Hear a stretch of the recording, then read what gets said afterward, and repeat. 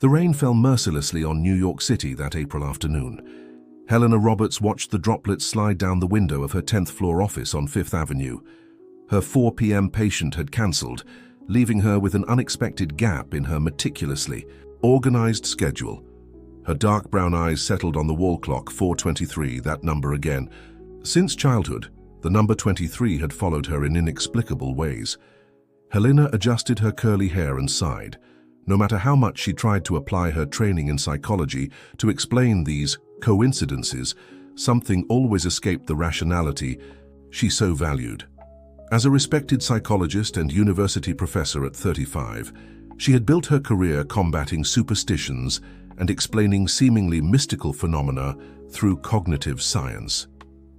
Illusory patterns of the mind, she often repeated in her lectures. Our brains evolved to find connections even where they don't exist. Yet there were the dreams so vivid they felt like memories. Dreams of a man whose face she could never fully recall upon waking, but who evoked an overwhelming sense of familiarity. A stranger who paradoxically seemed to know every fiber of her being. Impulsively, Helena grabbed her coat and purse. The storm outside had lessened to a fine drizzle, typical of the city. She hadn't planned to leave at this hour, but something compelled her.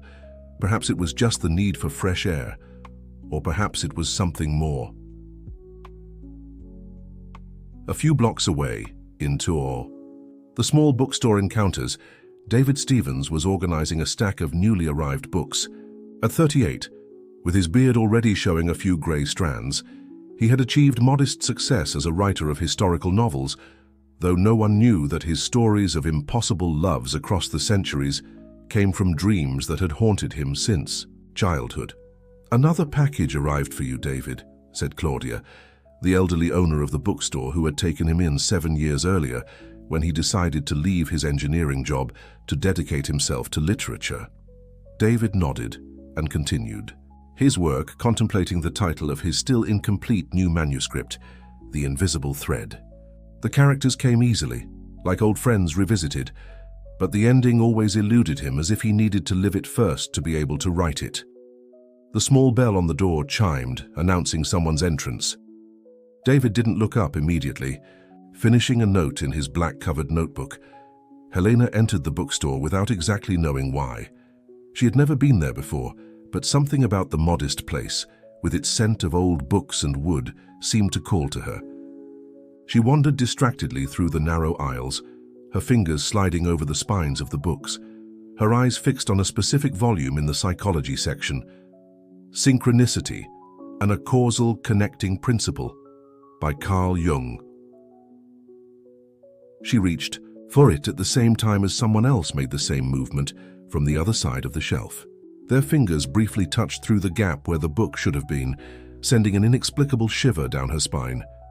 As she rounded the shelf, her eyes met those of a man who looked familiar, a stranger who, inexplicably, didn't feel like a stranger. "Sorry," they said in unison, then smiled, embarrassed by the coincidence. Helena felt her heart race. The sensation was so intense, it almost made her dizzy. The man in front of her seemed equally dazed. "You can have the book," David offered, his hoarse voice sounding strangely familiar to Helena's ears. "No, it's fine. I'm just browsing." She hesitated. "I think I've read this somewhere before." "Interesting. I'd be sure if I'd read it before." David smiled. A song began to play softly through the bookstore's sound system. Time After Time by Cyndi Lauper. Both instinctively looked up. "This song," says Helena, began, "reminds me of something I can't explain," David finished, surprised by his own words. The silence that followed was charged with something indefinable. Helena studied the man in front of her more closely. There was something about his blue-gray eyes, his posture, the way a lock of dark hair fell over his forehead. "Do you believe in coincidences?" she asked, momentarily abandoning her usual scientific caution. David hesitated before answering. "I believe some things in the universe are beyond our rational understanding." "That doesn't answer my question," Helena smiled, feeling a disconcerting familiarity in the conversation, as if they'd had this dialogue before. "True," He returned the smile. No, I don't believe in coincidences. Not anymore. Suddenly, Helena's phone buzzed in her purse. 23 email notifications. She frowned, looking at the screen. Something wrong? David asked. No, it's just, this number keeps following me. She hesitated, then extended her hand. I'm Helena, by the way. Helena Roberts. David Stevens. He shook her hand and both felt that electric current again. From across the bookstore, watching discreetly, Claudia smiled to herself. After so many decades witnessing these encounters, she still got emotional. Perhaps this time would be different. Perhaps this time the cycle could be broken. Outside, leaning against a lamppost, a middle-aged man in colorful clothes with a guitar on his back watched the scene through the bookstore window. Joaquin, known in the neighborhood as the Street artist who painted surprisingly accurate portraits of strangers, smiled contentedly. The pieces were beginning to move again. The cycle was starting once more, but perhaps, just perhaps, this time the ending could be different. Inside the bookstore, David invited Helena for coffee in the small area at the back of the store. As they walked between the shelves, neither noticed that they were stepping in perfect sync, as if dancing a long-forgotten waltz still etched in their souls. You seem so familiar, Helena finally admitted as they sat down. Like we've met somewhere before. David stared at her for a moment, wrestling internally. Should he tell her about the dreams, about the woman with brown eyes who visited him night after night, in different settings, but with the same penetrating gaze? Maybe we have, he replied, testing the waters. In another life, perhaps. Helena raised an eyebrow. I don't believe in past lives. I'm a psychologist. I deal with facts, evidence, observable behaviors. What about dreams? David asked, leaning slightly forward. Do you study dreams too? The cup Helena was bringing to her lips stopped mid-air. Why do you ask that? Before David could answer, the sound of falling books interrupted the conversation. Both turned to see Joaquin, the street artist, apologizing for bumping into a stack of volumes. Sorry, he said with an enigmatic smile. Sometimes I'm as clumsy as fate. His eyes lingered on the two for a moment too long to be casual before turning to Claudia. That portrait I promised is ready, Mum. I can bring it tomorrow. As the artist left, he dropped, seemingly by accident, a card near the table where Helena and David were sitting. David picked it up, turning it over in his hands. On one side, there was only a symbol, a circle intertwined with a sideways 8, infinity. On the other side, an address in the historic district of the city, and the words, "When you're ready to remember." Helena and David exchanged glances, a shared sense of vertigo passing between them, as if they were on the edge of a familiar precipice. 3 days had passed since the encounter at the bookstore. Helena couldn't stop thinking about David and the strange card the street artist had dropped. After exchanging phone numbers, they had stayed in touch through messages, talking about books, movies, and philosophy, carefully avoiding the subject that loomed between them, the inexplicable sense of familiarity. In her apartment in the Upper West Side, Helena woke up startled at 2:23 a.m. The same dream again. She was running down an endless hallway, trying to reach someone who was always a few steps ahead. This time, however, something had changed. The man in the dream had turned briefly, and she had seen his face clearly for the first time. It was David. With trembling hands, Helena turned on the bedside lamp and grabbed her journal, where she had recorded her dreams for years in an attempt to find patterns that could be explained by psychology. She flipped through the pages quickly, stopping at the descriptions of previous dreams. There were fragments that now made disturbing sense. A man with blue-gray eyes, a barely noticeable scar above his right eyebrow, exactly like the one she had noticed on David, the scent of sandalwood and book pages. "This is madness," she murmured to herself, closing the journal firmly. Her phone buzzed on the nightstand, a message from David. "Can't sleep either." Helena stared at the screen for long seconds, a chill running down her spine. How did he know? "Nightmare," she replied, testing a theory that was beginning to form in her rational mind, but that her heart already knew. The reply came almost instantly. Not exactly.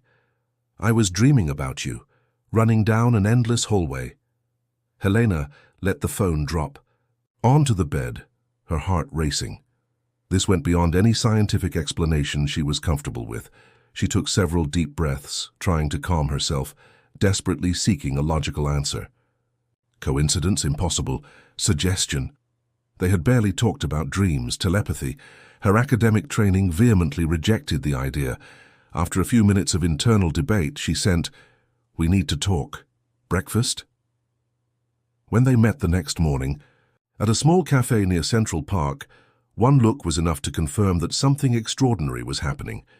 Helena had brought her dream journal, David his notebooks of novel ideas. "I started having these dreams when I was 7, David explained, flipping through his oldest notebook, already yellowed with time. "My parents took me to psychologists, thinking it was some trauma. Eventually, I learned to turn them into stories." Helena examined the pages with growing unease. There were detailed descriptions of places, times, and people that seemed to leap across centuries.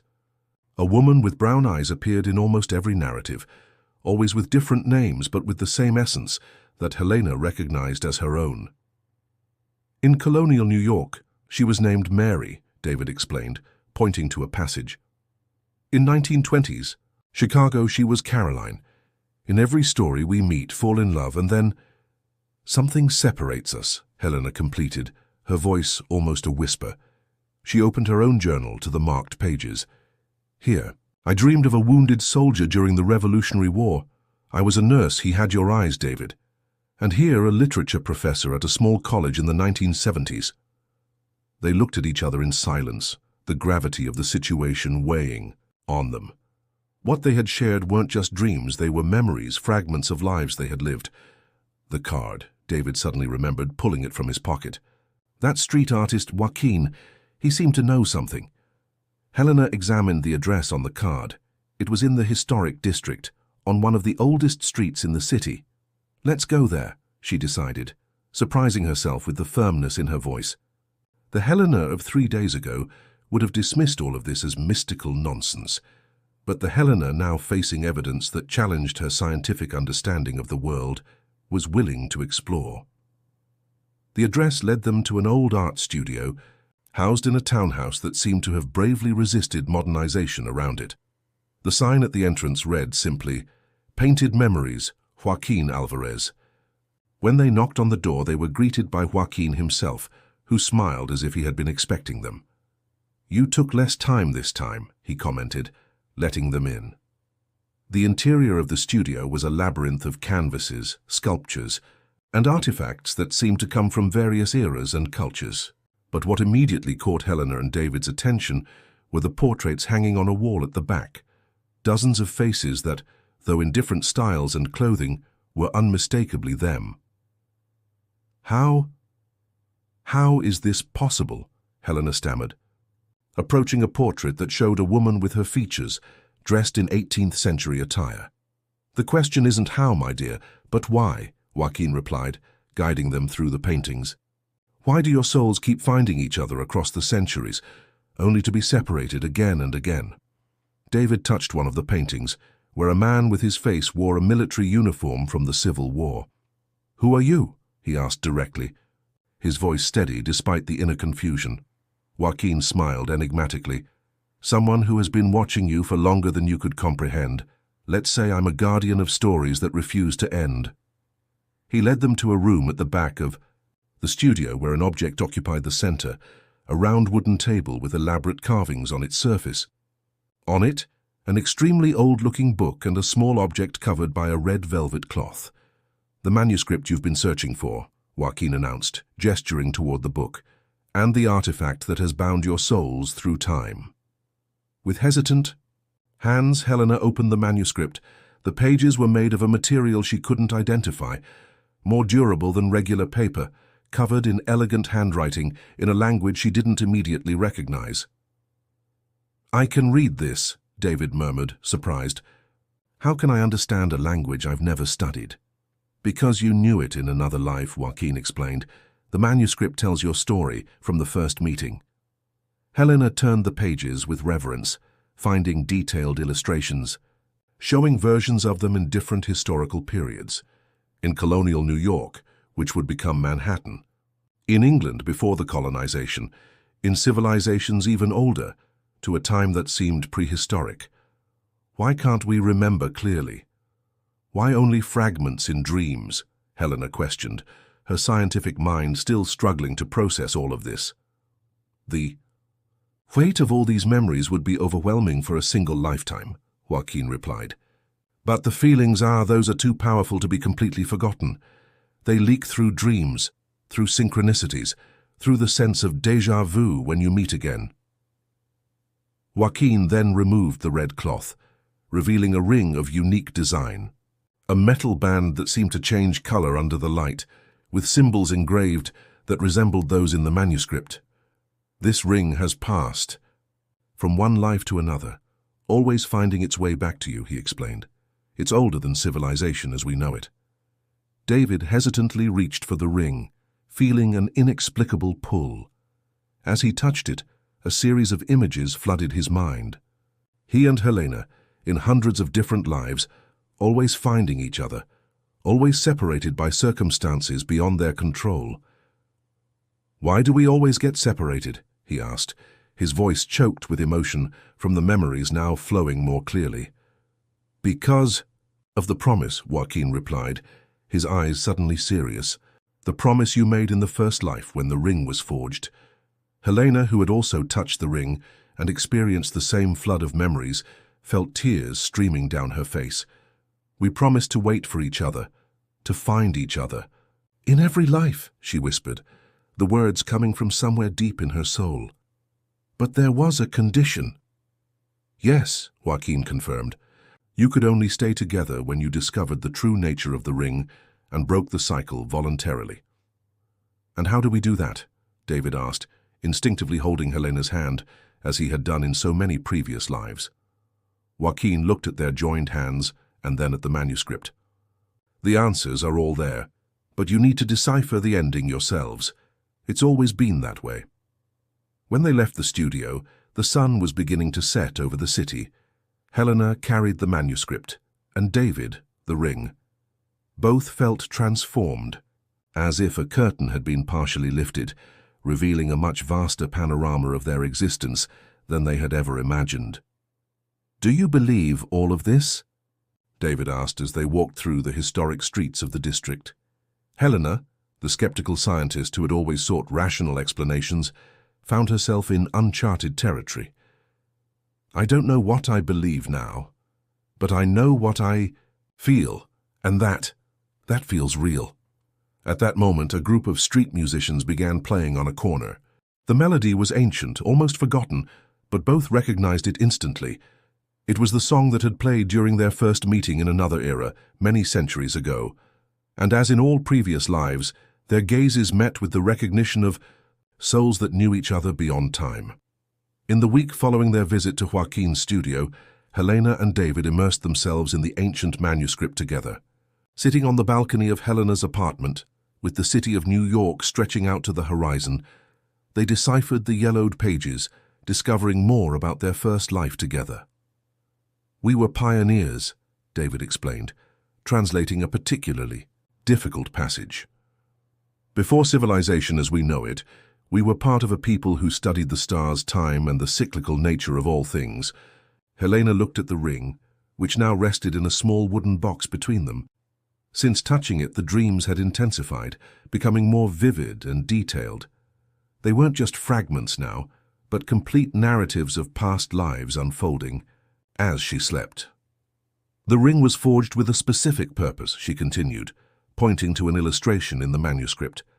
It was a ceremonial artifact used to bind two souls in a commitment that would transcend death. In their first life, they discovered they were Anna and Tupa, members of an ancient civilization that inhabited what would one day become the Amazon rainforest. Anna was a priestess, guardian of sacred knowledge. Tupa, a warrior and explorer. They fell deeply in love, but the elders had foreseen a great catastrophe and chose Anna to preserve the wisdom of their people, sending her away, while Tupa was to stay behind. Devastated by the impending separation, they made a solemn vow before the Council of Elders. They would find each other in every new life, keeping the flame of their love alive through the millennia, until they could finally stay together. The ring was forged as a symbol and conduit of this pact, imbued with the energy of the promise. But there's something about a test, David frowned, trying to decipher a partially faded passage. Something we need to understand to break the cycle. Helena sighed, rubbing her tired eyes. Despite all the extraordinary revelations, she still kept one foot firmly planted in her scientific training. Part of her continued to seek alternative explanations, folie à deux perhaps, a shared delusion fueled by mutual suggestion, or maybe Joaquin was just a skilled manipulator, creating an elaborate fiction. What if all of this is just our minds desperate for meaning, she questioned, voicing her doubts. Humans are experts at finding patterns, even where none exist. David looked at her with a mix of understanding and frustration. Helena, you saw the paintings. You felt what I felt when we touched the ring. How do you explain that we can read a language we've never studied? How do you explain the identical dreams? I can't, Helena admitted, her voice tinged with both resignation and wonder. And that scares me. I've spent my entire life building an understanding of the world based on reason, on empirical evidence. And now, we're facing something that transcends reason, David finished softly, joining her on the balcony. That doesn't invalidate science, Helena. It just suggests there's more to the universe than we can measure or quantify. She smiled sadly. The funny thing is, in some past lives, our roles were reversed.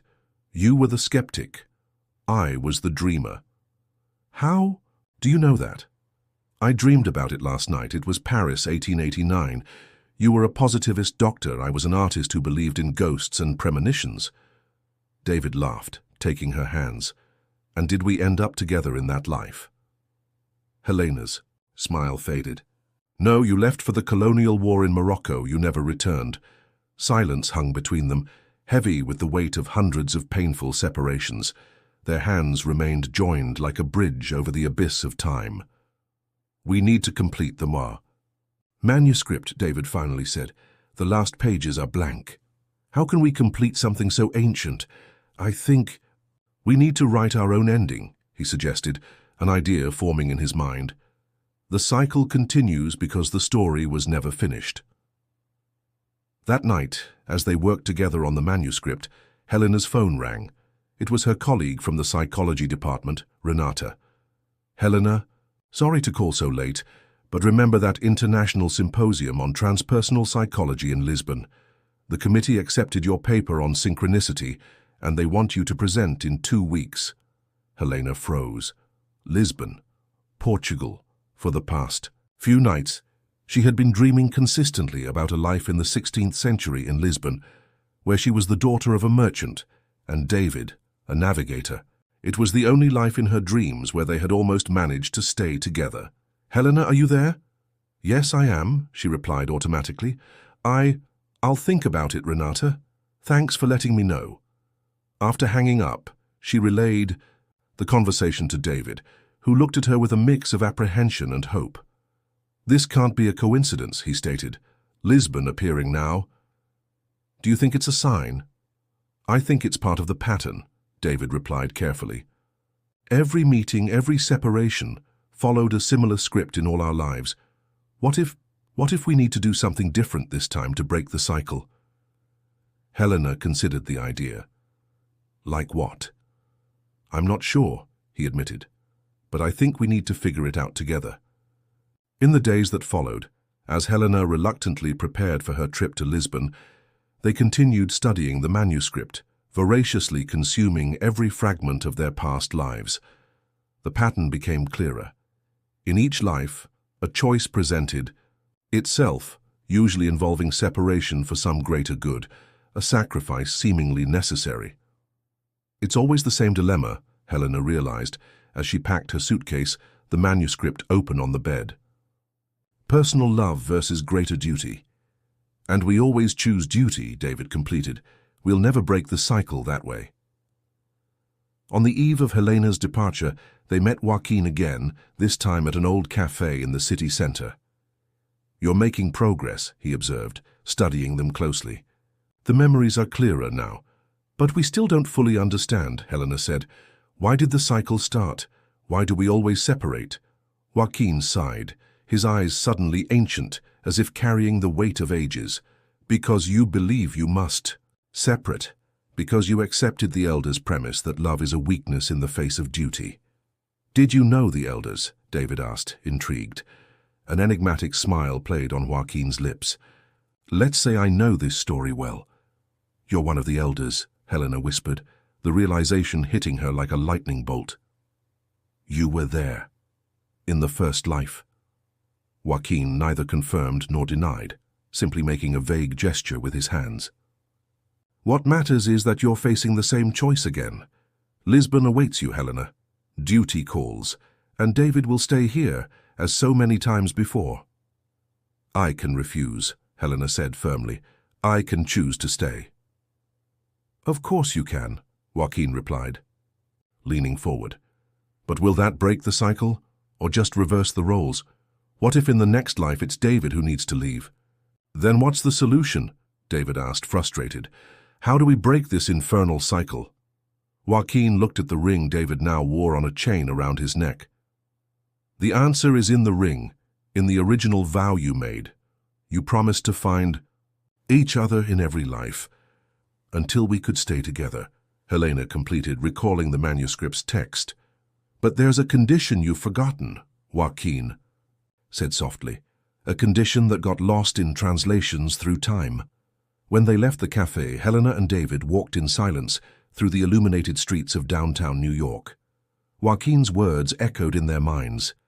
"True love isn't possession, isn't attachment. True love sets free." "I think I understand now," David finally said as they approached the Brooklyn Bridge. "The test isn't choosing to stay together at all costs, nor is it the sacrifice of separating for duty." Helena stopped, turning to face him under the soft glow of the old streetlights. "It's about choosing freely without fear of loss, without attachment to the outcome." "Exactly," David agreed. "In all our lives, we've been trapped by the fear of separation, by the anxiety of losing each other again. We've never truly been free."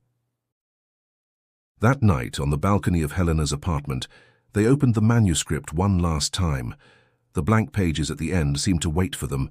With the ring placed between the pages, they began to write, taking turns, each complementing the other's story. They wrote about Anna and Tupa, about all their incarnations through the millennia, about the love that persisted against all odds. And then they reached the present, the choice before them. "What do we write as our ending?"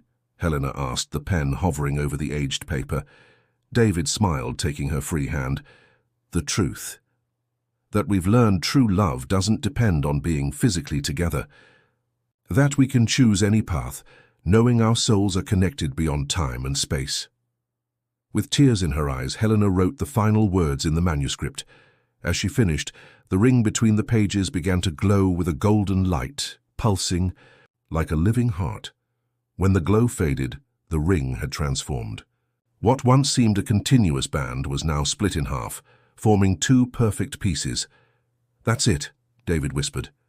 "The cycle is broken." The next morning, Helena was at JFK Airport, her flight to Lisbon about to depart. David had accompanied her there, one half of the ring now on a chain around his neck, the other half with Helena. "This isn't a separation anymore," he said, holding her hands. "It's a choice we're making freely, knowing our souls are united regardless of physical distance."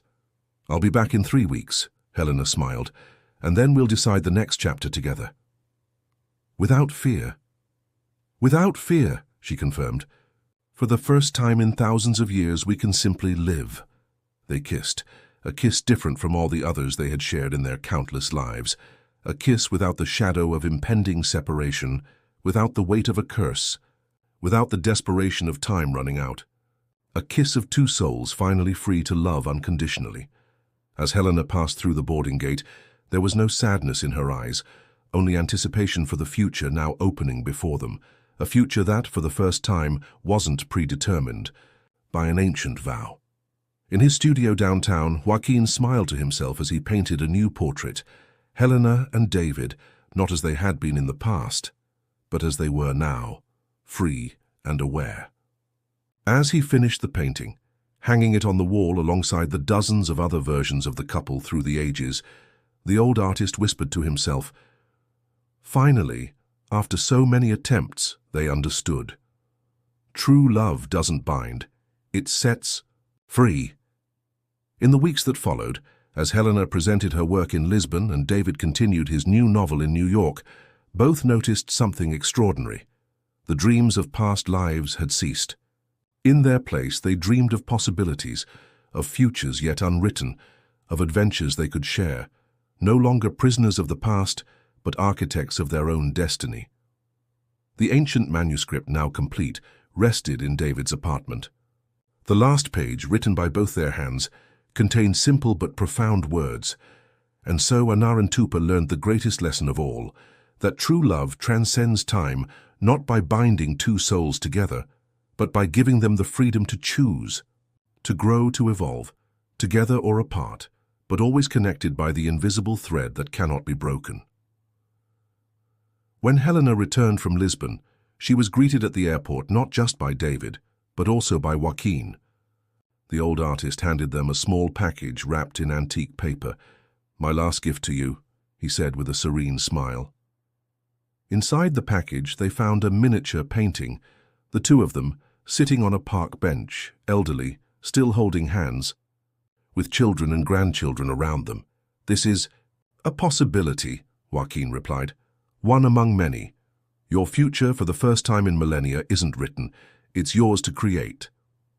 As they watched Joaquin walk away through the airport terminal, his figure seemed to momentarily shift as, if other versions of him, older, younger, different, yet the same essence, appeared and disappeared.